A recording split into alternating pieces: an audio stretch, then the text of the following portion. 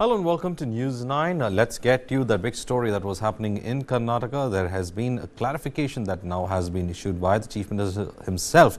Now, after announcing withdrawal of the hijab ban, Chief Minister Siddaramaiah has issued a clarification saying Karnataka government hasn't implemented it yet. He further clarified that the government is just thinking of withdrawing the decision of the hijab ban. ಇನ್ನೂ ಮಾಡಿಲ್ಲ ಅವ್ರು ಹೇಳಿದ್ರು ಒಬ್ರು ಪ್ರಶ್ನೆ ಕೇಳಿದ ಮೇಲೆ ನಾವು ಸರ್ಕಾರ ಅದನ್ನ ವಾಪಸ್ ತಗೊಳ್ಳಿಕ್ಕೆ ಯೋಚನೆ ಮಾಡ್ತಾ ಇದ್ದೀವಿ ಅಂತ ಹೇಳಿದ್ರು ಶೈಕ್ಷಣಿಕ ವರ್ಷ ಗವರ್ಮೆಂಟ್ ಚರ್ಚೆ ಮಾಡಿ. Earlier, addressing a gathering in Mysuru, Chief Minister Siddaramaiah declared that hijab ban isn't there anymore and can wear hijab and go anywhere. I have directed to withdraw the ban order. How you dress is what you eat, your choice. Why should I obstruct you? This is what he went on and said in that meeting. He further emphasized the freedom of choice for the people in the state. He said, and I quote, "Wear what you want, eat what you want. I will eat what I want, you eat what you want. I wear dhoti, you wear pant shirt. What's wrong in that?" That is the statement that he further went ahead and spoke in Mysuru. The controversy surrounding the hijab ban had erupted in 2022, and when the BJP government led by Chief Minister B. Bommai imposed the ban in educational institutes in the state. The move led to widespread protests and legal challenges as well. The Karnataka High Court upheld the ban, stating that wearing a hijab is not an essential religious practice of Islam, and educational institutes can set the dress code for their students. My colleague Waji, in fact, joins us from the state. And Waji, of course, there was huge confusion that was in fact carried out when it came to the issue of whether it is withdrawn or not. What is that led to this? I mean, there should have been clear some kind of a direction that the Chief Minister said that he's given. He said that he's given a direction asking them to withdraw it, and now he's come with a clarification and they're thinking about withdrawing it. Where does it lie? Where does the truth lie in this?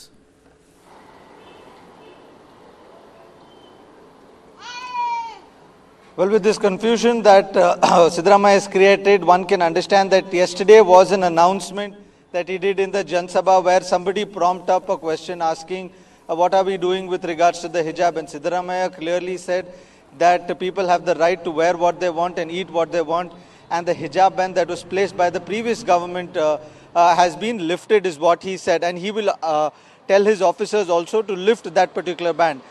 And today when people had asked him this question, he said that they are still discussing and they will take a decision on this. So from what we've understood is that an announcement from him has been done, but the paperwork of this entire issue has not been done. But if we remember what Basuraj Bommai said, that there is no law against the hijab ban. There is nothing such that there is something called a hijab ban. What we are implemented is what the education law says, where the people should adhere to the uniform, and that is what we emphasized when we were in power. Now that has been assumed as an hijab ban is what Basuraj Bommai said. So what Siddaramaiah is rightly trying to say right now is that he has spoken to his official, and they will very soon come up with an order or come up with a notification where this will be implemented as a law or as something that was previously practiced, which will not be practiced anymore. But the emphasis what he's is trying to highlight is that any regressive law that has been passed by the BJP in their time of the government will be removed by this particular government, and this is a step towards that. Well, thank you, Vajiola, for in fact joining us with all those details. Now, following the change in government in June, Karnataka Minister Priyank Kharge had pledged to review and repeal any of the regressive laws enacted by the previous BJP government, as my colleague was in fact saying about it. Meanwhile, the BJP did react to those statements coming in from Siddaramaiah. However, BJP Chief Vijayendra Yediyurappa has in fact criticized Chief Minister Siddaramaiah's comment on the hijab, accusing him of promoting dividing young minds along religious lines. The debate over the hijab ban has raised concerns about the secular nature of educational spaces in Karnataka. He also went on to say that the Chief Minister's decision to withdraw the hijab ban in education institutions raises concerns about the secular nature of these institutions as well. It's crucial to prioritize education over divisive practices is something that he has also later said. Meanwhile, the former Chief Minister Basaraj Bommai had reacted to the initial statements of Siddaramaiah. Let us in fact listen to what he had to say. I am joined in by the former Chief Minister of Karnataka, Basaraj Bommai. Sir, yesterday the present Chief Minister Siddaramaiah announced that hijab ban will be lifted. People have the right to eat what they want, wear what they want. How do you see this, sir? See, hijab ban is not there in Karnataka. Hijab is been worn in marketplaces, public places, even in assembly also. Therefore, the misconception of hijab ban is there in Karnataka is wrong. There is a dress code act in Karnataka, which is there from 1980s. That we are following it. And PFI and some other people try to provoke by putting hijab. And that law was reiterated by my government, and then High Court has upheld it. Now the matter is before the Chief Justice of India. This being a case, Siddaramaiah wants to divert the failure of his government on all fronts, including non-implementing of guarantees. Now there is a huge drought. He has not released a single Naya Paisa. There is a law and order situation.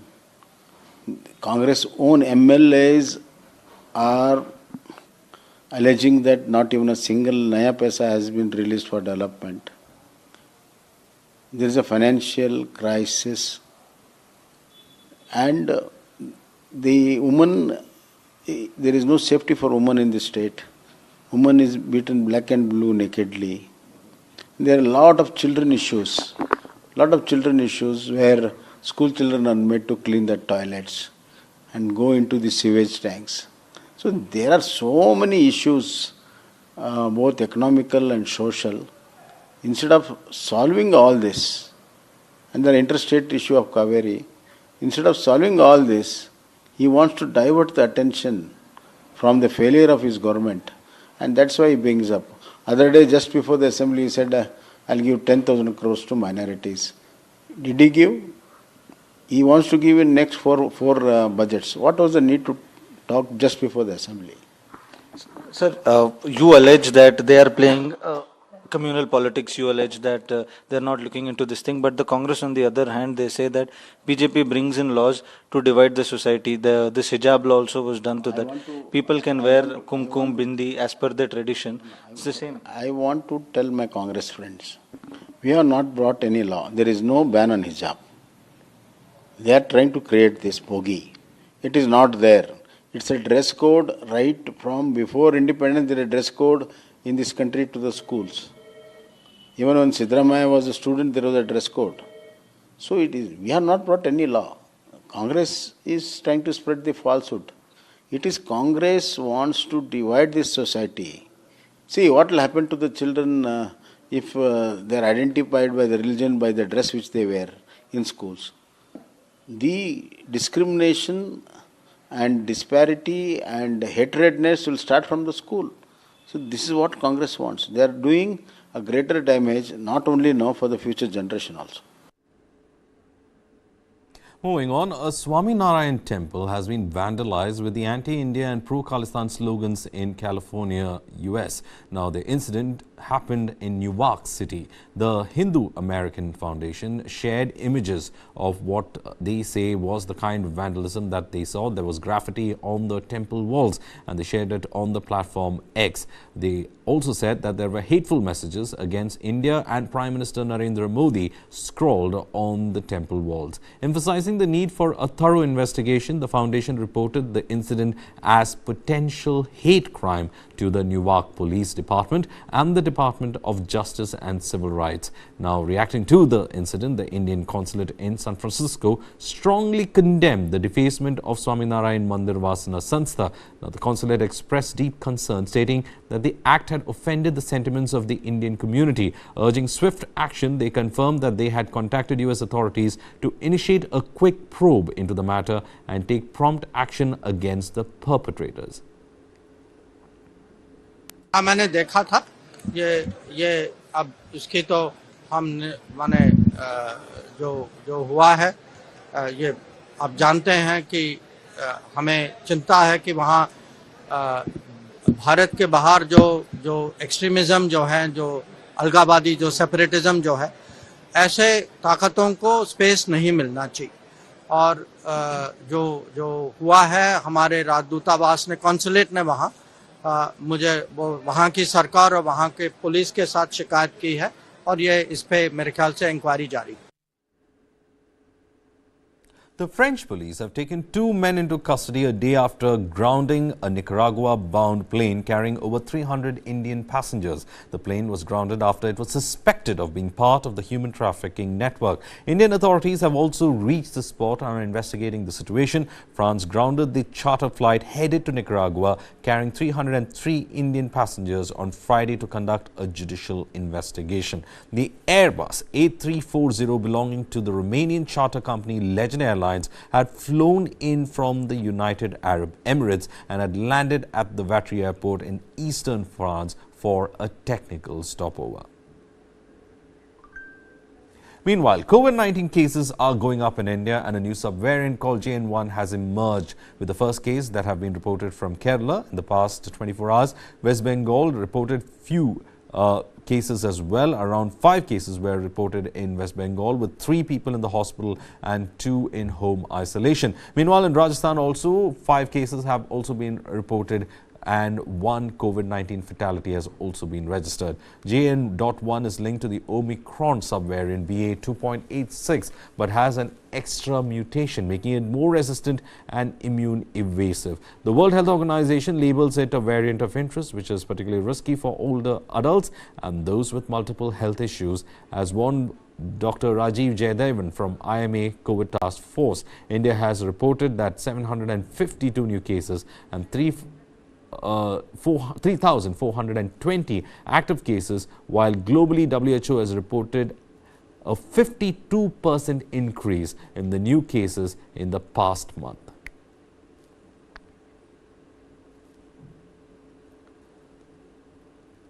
Meanwhile, these are the visuals coming in from Rajasthan after the cases have been registered. A meeting is being held by the Rajasthan Chief Minister with the bureaucrats and others over the COVID preparations in the state. The Chief Minister took stock of the preparedness of the government hospitals as well as the private hospitals to in fact respond if there is any immediate threat.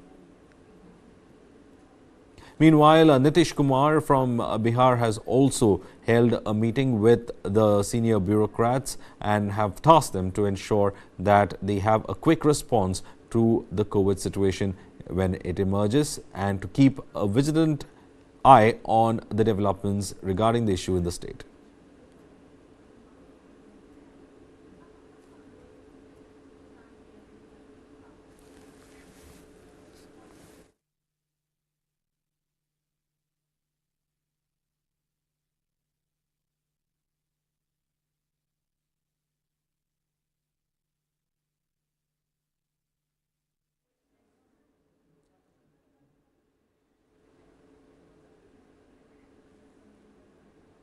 In the aftermath of a terrorist attack that claimed the lives of 4 army soldiers on Thursday in Rajouri sector, an extensive search operation is underway to locate and apprehend the terrorists who are responsible for this particular strike. Now, the tragic incident occurred when terrorists ambushed 2 army vehicles that were transporting troops in Thana Mandi of Rajouri sector. Now, during this attack, 4 army personnel lost their lives and 3 others have sustained.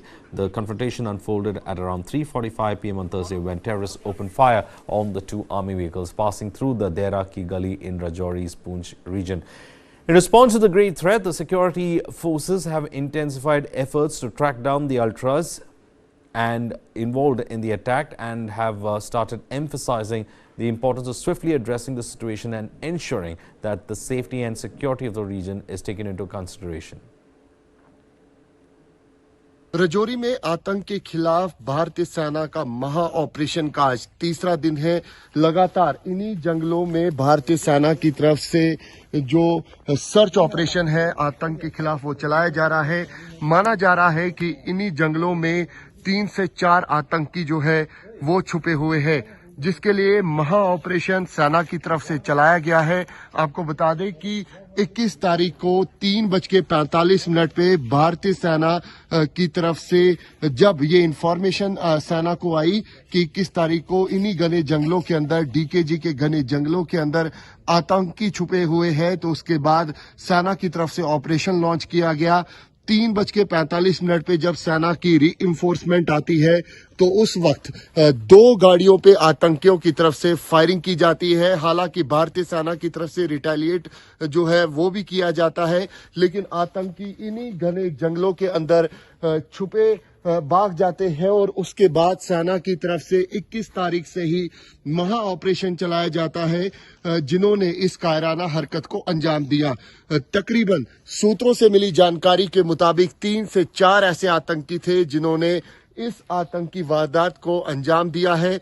वहीं आतंकी संगठन PAFF ने इस आतंकी हमले की जिम्मेदारी ली है और ऐसे में अब सुरक्षा बलों की तरफ से महा ऑपरेशन चलाया जा रहा है ताकि इन घने जंगलों के अंदर जहां पर भी आतंकी छुपे हुए हैं उनको न्यूट्रलाइज किया जाए। दरअसल इन घने जंगलों के अंदर कई नेचुरल केव्स हैं जिनको आतंकियों की तरफ से हाइडआउट की तरह इस्तेमाल किया जाता है। यही वजह है कि ऑपरेशन में इतना समय लग रहा है। आज तीसरा दिन है, लगातार सुरक्षा बल इन जंगलों के अंदर सर्च कर रहे हैं और अब जो ऑपरेशन है उसको काफी ज्यादा तेज कर दिया गया है ताकि जल्द से जल्द उन आतंकियों का खात्मा किया जाए। Now, the People's Anti-Fascist Front has claimed responsibility for the terror attack in which 4 soldiers were killed. The terrorists also took to social media to release pictures from the attack site showcasing the use of sophisticated US-made M4 carbine assault rifles. Let's tell you a little more about this M4 carbine assault rifle. It is lightweight gas-operated magazine that is fed in the carbine, and it is developed in the United States during the 1980s. It is the primary infantry weapon of the United States Armed Forces and has also been adopted by over 80 other countries. The M4 is designed for close quarter combat and is very maneuverable. It is also accurate, reliable and well suited for a variety of combat situations, making it popular choice for military and law enforcement personnel. Now, this is not the first time that high-powered weapons have been used by terrorists in Kashmir. Since 2016, security forces have recovered 4 M4 rifles with steel bullets from slain Jaish-e-Mohammed terrorists in the region. Steel bullets inflict greater damage and can easily penetrate vehicles and other forms of protection.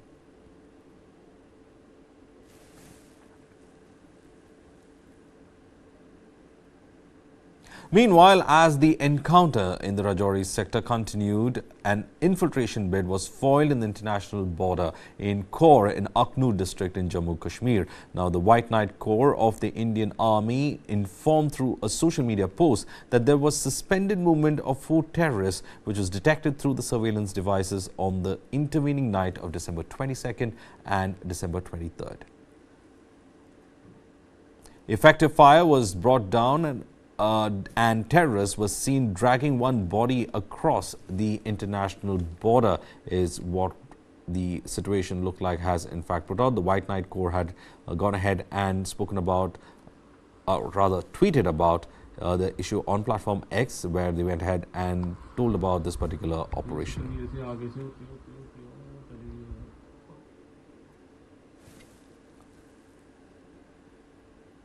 Well, have you stumbled upon Money9? It's a secret weapon for mastering finance and thriving in the economy. Dive into unparalleled financial wisdom with Money9, the ultimate app to decode finance and pocket real-time cash. Grab control of your financial journey, starting now with Money9. जानना है तो देखिए, समझना है तो सुनिए, सीखना है तो पूछिए और कमाना है तो खरीदिए। जानकारी, सलाह और निवेश सब एक ही सुपर ऐप पर। पैसे का सवाल है तो जवाब है Money9। आजादी पैसे की, अभी डाउनलोड करें। On Friday, the central government reinstated the third stage of its anti-pollution measures in Delhi as the air quality index reached 409 at 4 p.m., categorizing it as severe. Consequently, non-essential construction activities and the operation of BS3 petrol and BS4 diesel for vehicles in Delhi-NCR have been prohibited. The Commission for Air Quality Management, a statutory body tasked with devising strategies to address pollution in the region, has identified unfavorable weather conditions, especially fog and haze coupled with low wind speed, as the primary contributors to the sudden escalation in pollution levels in the national capital. Delhi's overall air quality index has exhibited a steady increase throughout the day, reaching 397 at 10 a.m. and further rising to 409 at 4 p.m. Grab 3 के नियम को लागू करने का जो मुख्य प्रभाव है वो कंस्ट्रक्शन गतिविधियों पर, निर्माण और विध्वंस की जो गतिविधियां हैं और BS3 पेट्रोल और BS4 डीजल की जो गाड़ियां हैं जो दिल्ली के अंदर चल रही थीं, उनके ऊपर इसका प्रभाव पड़ेगा। आज सभी दिल्ली के अंदर जितने 28 डिपार्टमेंट्स हैं जो अलग अलग प्रदूषण नियंत्रण की गतिविधियों में सहयोग करते हैं, उन सभी लोगों को अलर्ट जारी कर दिया गया है कि वो ग्रैप 3 के अंतर्गत जो जो प्रतिबंध हैं उनको लागू करने के लिए अपने टीमों को दोबारा एक्टिवेट करें, जिससे कि जल्द ही इस गंभीर जो स्थिति है प्रदूषण की उससे बाहर आया जा सके। The Manipur government has issued a public notice informing the public that Imphal-Kangpopi Mao Highway and the Imphal-Bishnupur-Churchandpur Highway are operational and accessible to all. In order to enhance the conveyance of security and as well as for individuals to use the highways, additional security forces have also been deployed. However, the government's move is facing resistance from civil society groups of the Kuki tribes. The Indigenous Tribal Leaders Forum of the ITLF, a Kuki group, has decided to seal the entire Churchandpur district, aiming to prevent the state government from deploying additional forces and reopening routes. The decision is grounded in concerns about potential disruptions during the Christmas season. Meanwhile, Manipur CM N. Biren Singh made a fresh appeal to the people to avoid any misunderstandings between communities. He said that peace in Manipur is restoring slowly and there should not be any misunderstanding between the communities. Peace is already just you are here and everyone have seen peace is restoring slowly, and in the meantime I want to appeal to the people and to everyone not to try to create any which can be created any misunderstanding between the community. So everyone has to be keep silent and we have to wait and watch what the government is doing, because need of the hour is peace. Delhi Chief Minister Arvind Kejriwal has been summoned by the Enforcement Directorate for the third time on January 3rd in connection with a liquor probe. Kejriwal had previously skipped the first two summons because of his election and governance commitments. CM Kejriwal got another summons from the Enforcement Directorate. At the same time, his colleague Sanjay Singh has denied bail in a money laundering case. Kejriwal thinks that the timings is politically motivated and questions the legitimacy of the summons, saying it seems like a random inquiry. Meanwhile, Manish Sisodia, also involved in the liquor case, has his custody extended and the court believes Singh might be guilty of money laundering based on evidence.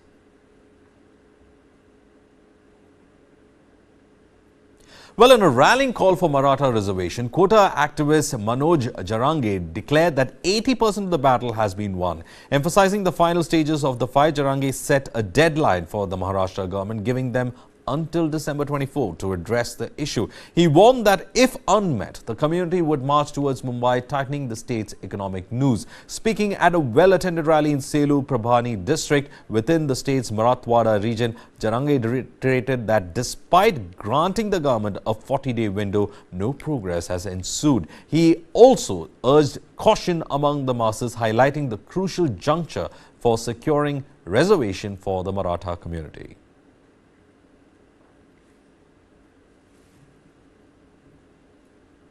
The Israel and Hamas war is becoming quite crucial, with the United Nations trying to broker a sort of another pause moment in the war.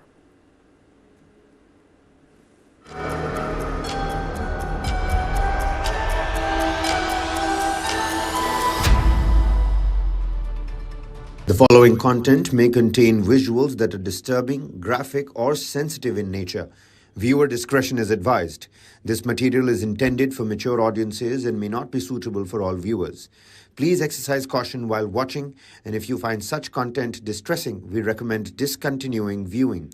This disclaimer is provided to ensure awareness and to prioritize viewer well-being.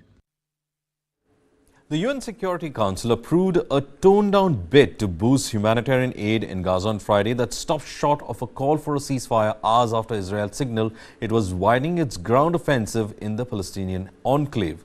Take a look. The United Nations Security Council on Friday approved a bid to boost humanitarian aid to the Gaza Strip. But the proposal was stripped of language calling for, quote, an urgent and sustainable cessation of hostilities in order to allow aid deliveries after the United States threatened to veto the motion. Instead, it calls for steps to, quote, create the conditions for a sustainable cessation of hostilities. This change frustrated other UN members. Here's the United Arab Emirates envoy to the UN, Lana Nusseibeh. We know this is not a perfect text. We know only a ceasefire will end this suffering. UN Secretary-General Antonio Guterres on Friday said Israel's operation was the primary obstacle in delivering desperately needed assistance. A humanitarian ceasefire is the only way to begin to meet the desperate needs of people in Gaza and end their ongoing nightmare. Nowhere is the dire need for aid more apparent than here in Deir al-Balah, in the Gaza Strip, where a school has been transformed into a field hospital. Surgeon Bashir al-Hurani said this patient should be in a proper hospital, but because of overcrowding, was transferred here. We have nothing. Medical supplies are not available. Beds for patients are not available. Sterilization tools are not available.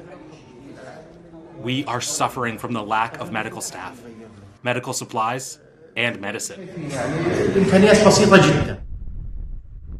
Aid trucks lined up at the Kerem Shalom crossing from Egypt into Gaza on Friday. Israel says since the start of the latest conflict, more than 5,400 vehicles carrying humanitarian aid have been allowed in. Here's Israeli Colonel Moshe Tetro. Our war is with Hamas, and we seek to reduce the impact on the people of Gaza. Since the beginning of the war, we have set up several mechanism for continuous assessments of the humanitarian situation in the Gaza Strip. Israel launched a massive military retaliation against Hamas fighters after the Palestinian militants attacked Israeli communities on October 7th, killing 1,200 people, mostly civilians, and taking hundreds captive. The death toll has been staggering. Dr. Marwan Al-Hams is the director of the Abu Yusuf An-Najjar Hospital. He said that Friday marked the 77th day of fighting, and the number of Palestinians killed had topped 20,000. Israel's defense minister Yoav Gallant on Friday said the military operation was gradually completing its goals in the northern Gaza Strip. Israeli Prime Minister Benjamin Netanyahu's government has vowed to eradicate Hamas. Washington has regularly backed Israel's right to defend itself, but has grown increasingly concerned at the suffering of Gaza's 2.3 million people. We slip into a short break now. News and updates will continue on the other side.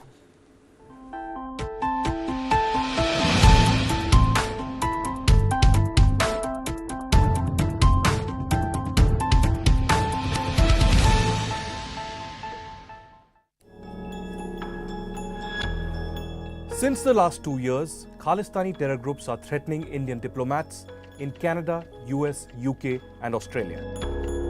Investigations of these threats led us to the first ever abduction and killing of an Indian diplomat, Ravindra Matre, in UK's Birmingham in 1984.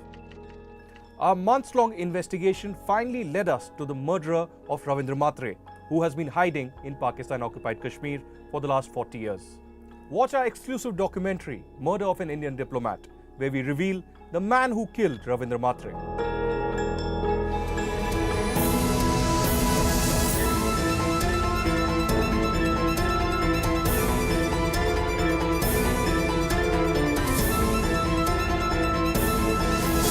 Stop searching, start streaming.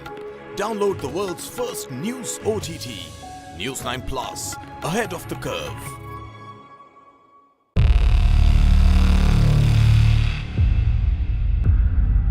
वर्ष 2070 तक Bharat net zero का लक्ष्य हासिल करेगा.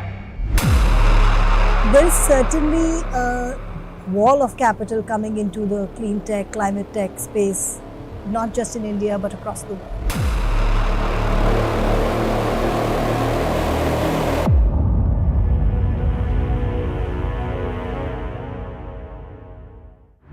This and more, streaming on world's first news OTT, News9 Plus. Download now.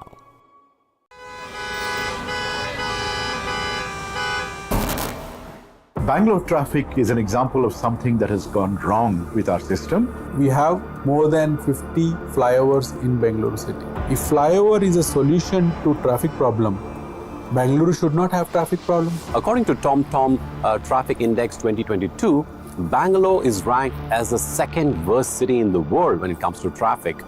The speed limit at the ORR is 80 kilometers per hour, but our vehicle has only moved 10 kilometers per hour. What Bangalore needs is a surgery, but what we have been offered repeatedly are band-aids.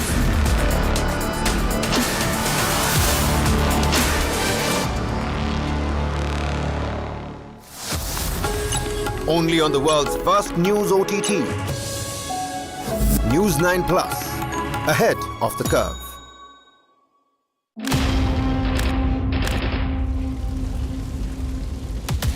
The scale of the attack was something that we were surprised at.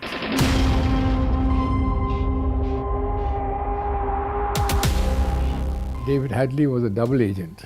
The Americans did not want him to be fully exposed, so all that he probably shared with the Americans was not shared with us in terms of intelligence. If we had that, I'm sure that we would have been able to deal with the situation far better.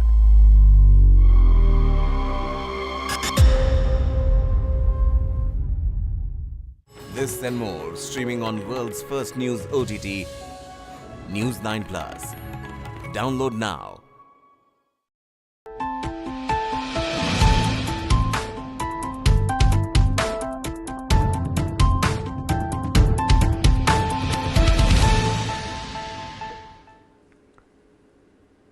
Well, India is a nation with over 140 crore people carrying diverse financial stories within its families. Ever wondered about the average monthly income of Indian households or where these earnings are allocated? Money9 unveils insights from India's Pulse Personal Finance Survey, offering a comprehensive look at the nation's financial landscape. To explain more about this, my colleague Kabir joins us in the studios, and he will in fact do a little bit of number crunching with that data to actually explain how the situation is for an average Indian family. Over to you, Kabir. Well, you know what, Varghese? I mean, firstly, thanks for having me here. The number crunching bit has been done by the team. It's not me alone. So kudos to that team, and the sample size of this survey and how Money9 has actually gotten to the pulse of how much are you earning, how much are you saving, what's that demographic looking like. Well, we'll put that information out there for you, ladies and gentlemen. First and foremost, taking a look at the average income of the Indian family. Now, there are two sizes over here. You've got the 4.3 family size, and in 2023, the average earning of an Indian family at the moment stands at a little about 26,000 rupees, 25,910 rupees a month. This is 2023. Let's take a look at what it was like back in 2022. The number is here. From the almost 26,000, In 2022, a family with the size of 4.2, 4.3 was earning about 23,000 rupees. So there is an uptick. If you can take a look at the uptick, how the increase is almost about 3,000 rupees, Varghese. Now, if Varghese, I were to ask you, have you been able to save more this time around in the last year? Well, it all depends upon how you see this kind of financial, numbers coming in. Interestingly, you're saying 3,000 rupees, but then in 1 year, what is the inflation and how does it move into your purchasing power, and whether that income does go into savings or it goes into something else as an investment? Well, those factors also play in. But the fact remains is that there's been on an average, a 3,000 rupees increase when it comes to the monthly income of an average Indian Right, and family. you know what? What's more interesting is that we've just come out of the pandemic. We're already talking about the JN.1 variant. Will it surge enough? I mean, the last lockdown was almost about 2 years back, and we know how various, economical zones, be it restaurants, be it hospitals, be it the service sector, they took a major hit. Now, didn't they? After that, if 3,000 rupees a month is on the increase, certainly is a welcome, a notice point. Let's also take a look at some of the top earning states, because what Money9 has also done, and ladies and gentlemen, we're also coming out with an application, the Money9 application. Do download that as well. It's a one-stop shop to understand and better grasp how you can, create and do more with your own finances right on the fingertips of your cell phones. Taking a look at some of the top earning states for families, we've just put out the 3. Of course, this entire survey is going to be available on our websites as well, but taking a look at the top 3, Karnataka at 35,411 rupees a month, Maharashtra, the financial capital of our country, at 35,392, Chandigarh comes on the 3rd position, 34,588. 35,000, right over there. Now take a look at this. The national average currently stands at 25,000. This is on the uptick of about 10,000 rupees. Let's take a look at what happened in 2022. In 2022, when the national average income was 23,000 rupees, you have these 3 states, of course, Chandigarh now missing, Karnataka not on the top point, Karnataka on the 2nd spot, Maharashtra, the financial capital, well, taking its rightful place as the financial capital of the country. Maharashtra at 35,000, 28,000 for Karnataka. So Karnataka going from 28,000 to 35,000 over there, Varghese. And in the national capital, you had 28,000 rupees, but not even making it to the top 3. This is the national capital. You have the national capital, you have the financial capital as well. Karnataka. I'm going to come to why Karnataka is faring better, but let's take a look at the next slide over here as well. Let's quickly throw that out. Take a look at that. Least earning states for families. Again, the top 3, Bihar, Odisha and Jharkhand. Bihar at 17,000, 18,519, 18,863. This is on the note point that it was 25,000, almost 26,000 rupees a month. This is 2023. Let's take a look at what happened in 2022, ladies and gentlemen. In 2022, Bihar at 14,000, so 17,000, gone down to 14,000. Jharkhand, about 15,000. West Bengal at 16,000. Let's take a look at quickly the next slide that we have for all the viewers. And mind you, I'm saying this again and again, the application is going to launch soon and you can get the entire survey on our websites as well. Now, financial position of families. 7% do not earn, 93% they go outside, they work and they earn. This is also part of our survey. Some 26-27 questions that we had, Varghese, as part of this survey. Now, the financial position of families in the last 5 years, take a look at this. It's interesting to note here, 30% of our sample size says that they fared better this time around. Same as before is 54%. So half of the population saying that this 6,000 rupees that you're talking about, this uptake in, the financial income is the same as before, and 16% it has gotten worse. Next up, take a look at this. You have where Indian families end up saving all that money that you've earned. Where do you end up saving all that money? 2023, you had bank, you had 77, post office 31 people, insurance 27, gold 21%, NBFC 8%. All of this has gone up. So the actual take is, and I'm going to leave this discussion right here because we're going to continue to throw in different statistics and data in each and every occurring bulletin. Varghese, these numbers certainly look interesting, don't you? I mean, let's quickly wrap this up. And I think there's still the idea of savings is actually in the Indian banking system, because that is where the numbers are. People still tend to save in the banks. Thank you, Kabir, for all that details. But in an exclusive interview with News9's Deputy Managing Editor Kartikeya Sharma, Congress MP from Tamil Nadu Shivaganga Karthi Chidambaram said that on Parliament breach, all that the opposition wanted was a statement from the Home Minister in the presence of the Prime Minister. He went on to say that since their demands were not met, they were forced to protest.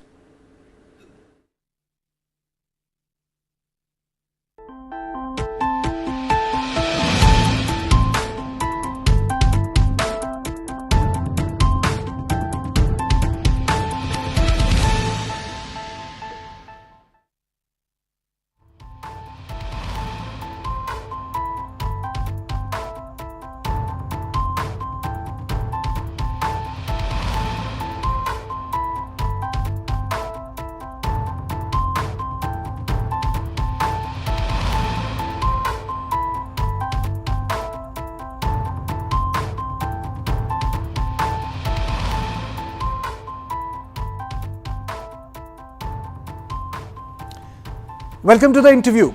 Turbulent winter session of Parliament ended a day ahead of the schedule. Country witnessed a logjam, unprecedented. 140 opposition MPs were suspended. The session was held against the backdrop of the result of the assembly polls in 5 states. Then the Parliament security breach took place. Then the mimicry controversy took place. On this issue, I am joined by MP from Tamil Nadu, Shivaganga, Karthi Chidambaram. A very warm welcome to you, Karthi, on my show, The Interview. And let me straight away ask you, why did this session fail? No, this session failed only because of the ego of the government. After the December 13th trespass, security failure, intelligence failure and intrusion into the Lok Sabha, all we wanted was a statement from the Home Minister in presence of the Prime Minister. They could have easily given a statement on what happened and what is the way forward, and the entire House would have been won. But the ego of the government prevented them from doing that, and our legitimate requests, demands were not met. Then we were forced to protest, and then en masse we have been suspended. Nowhere in the democratic world can you suspend practically the entire opposition and get away with it. But in India, they have got away with it because they have a brute majority, and we can't expect the judiciary to step in on this issue. And they have been ramming through laws one after another. Yes, they would have passed them even if we were there, but we didn't even have an opportunity to record our dissent or a divergent view to these far-reaching laws they have brought about, which is going to have a huge impact on day-to-day life of the people of India. So this is totally, if this is going to be the trend, this is the end of parliamentary democracy. But Karthi, why are you then still losing the battle of perception? If you look at the wider narrative outside, BJP didn't lose sympathy. Why has that happened?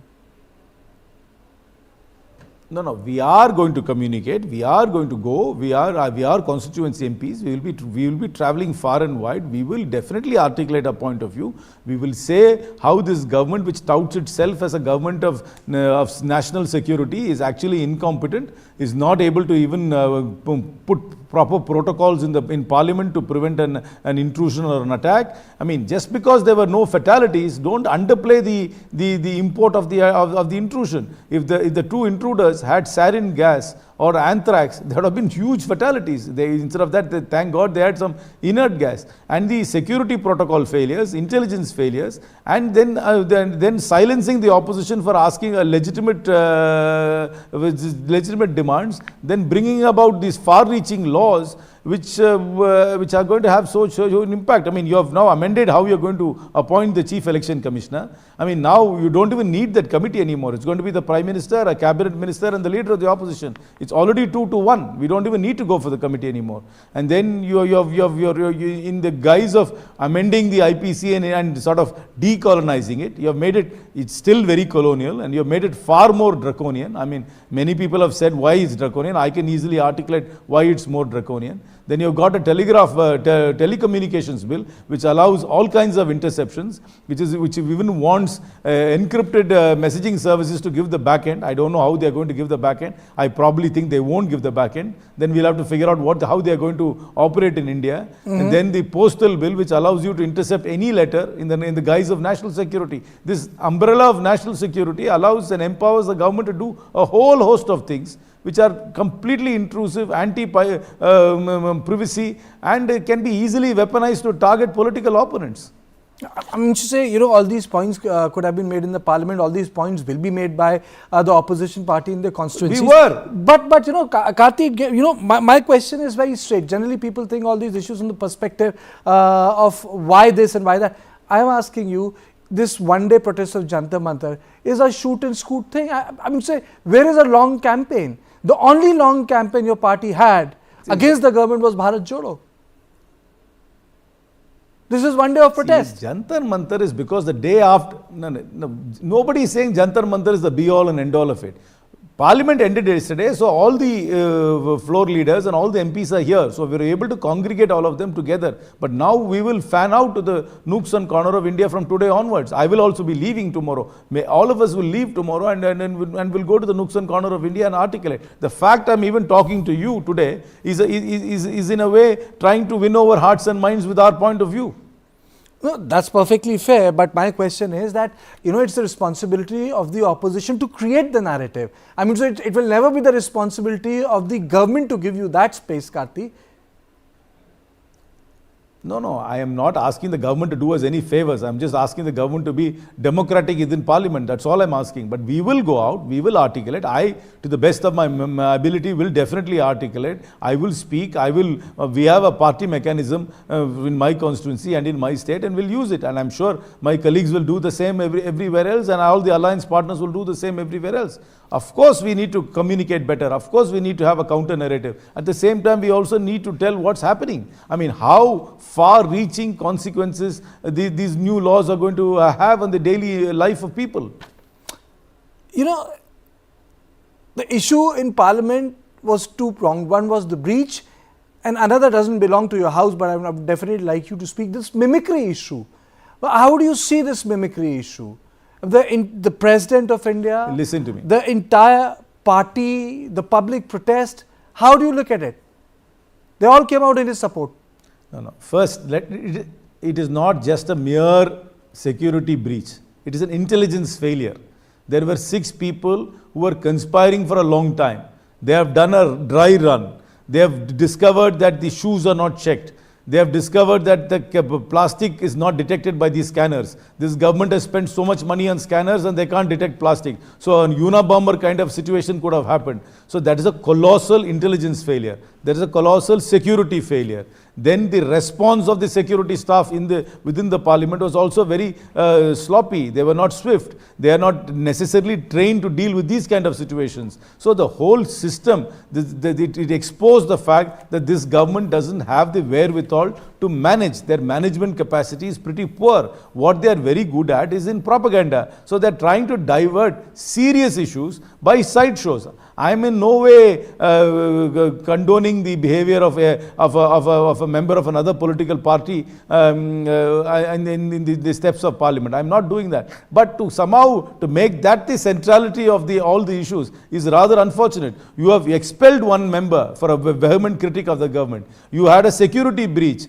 You have suspended 146 members. You have ran through laws in parliament without any discussion or debate, without ever recording divergent points of view. And then you want to ask me about a sideshow of one member? Yeah, many found it distasteful. It could have been avoided, but that's not the centrality of issues we should be talking about. We should be talking about how D.K. Basu, the judgment in D.K. Basu has been completely watered down with this new law. The kind of draconian police powers that have been given to the authorities. That's what we should be talking about, not about some sideshow.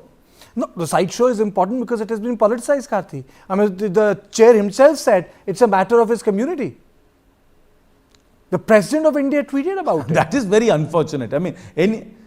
Come on, so shall I say that I mean, I don't belong to any community, I do not know what class I belong to, but if any satire on me, any kind of spoof on me, any kind of attack on me, any cartoon on me is an attack on the entire class of people I support, I mean, or belong to. I don't understand that. I mean, you've traveled wide. If you in America, every night, every late night talk show host makes fun of the president. Every single night. Not one night goes away with that. You've seen Saturday Night Live.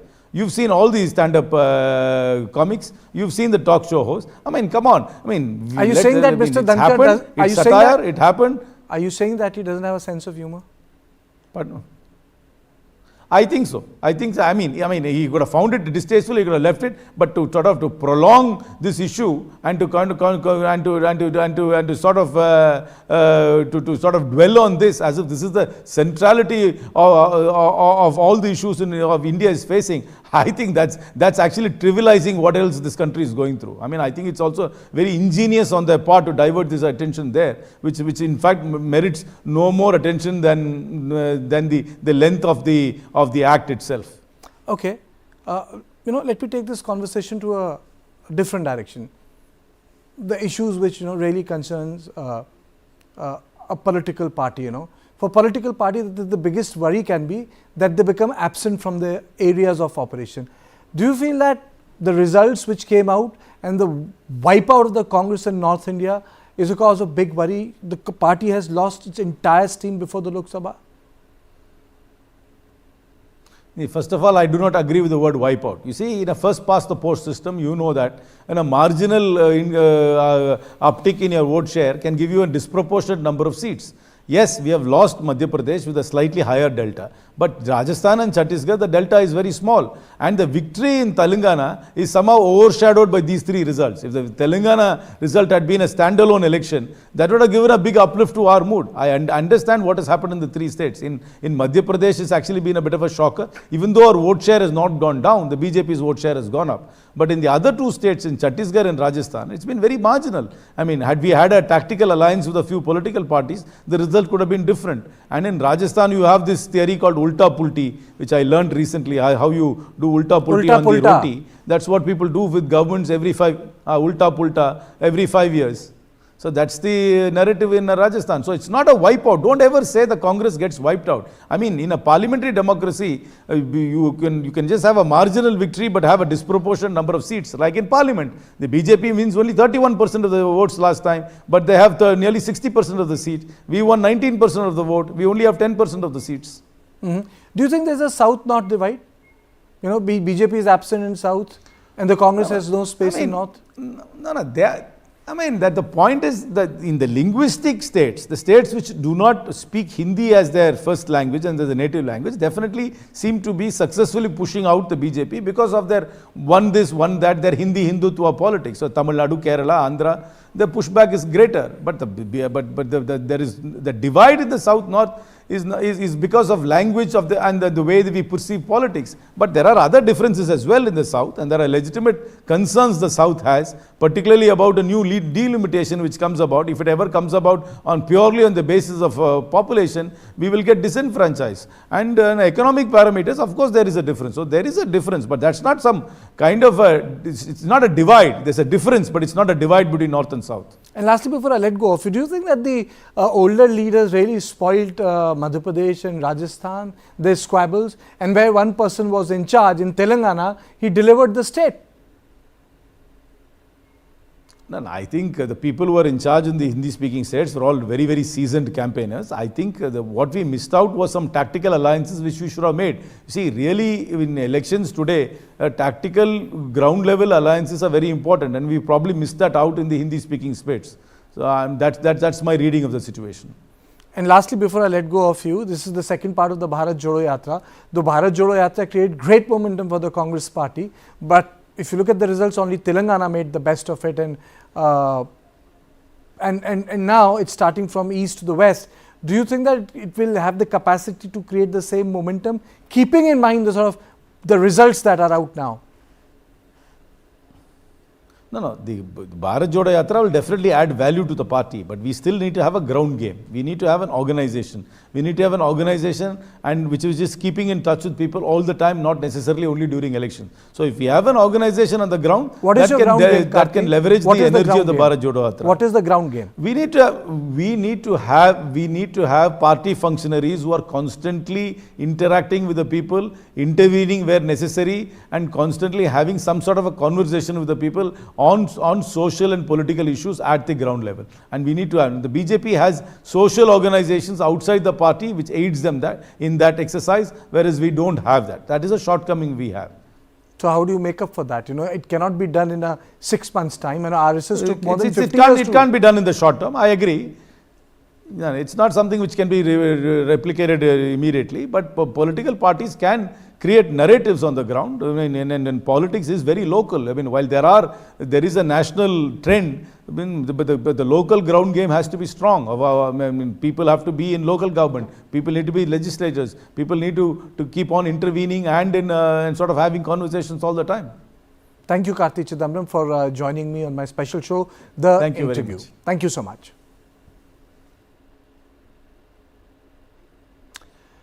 So this was Karthi Chidambaram on my special show, The Interview, talking about why the Parliament session failed.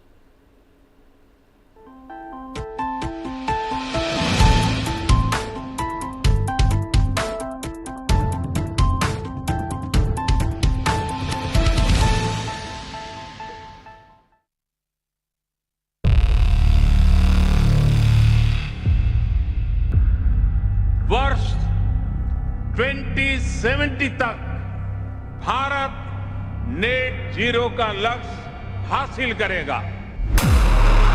There is certainly a wall of capital coming into the clean tech, climate tech space, not just in India but across the world.